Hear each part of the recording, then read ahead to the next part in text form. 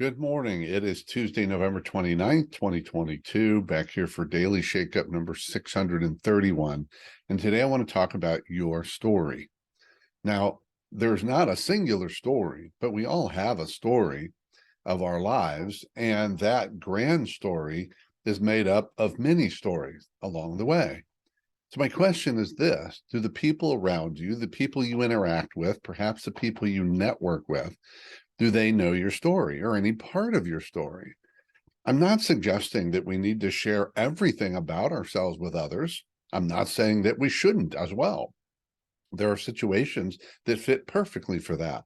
I will say that most often in my conversations, people share things with me and I share with them about ourselves, about our story, that really create accelerators for the relationship and for building of trust through our authenticity and vulnerability.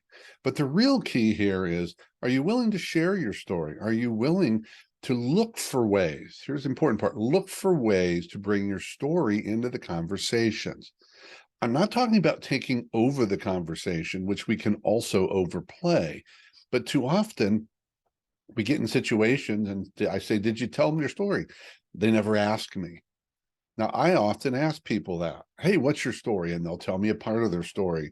And then we can go off of that and pull threads to get more stories out of it. But not everybody's going to ask you, "What's your story?"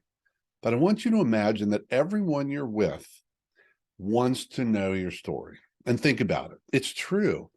If they don't care about your story, then they don't care about you and they don't care about a relationship. It's all about some transaction.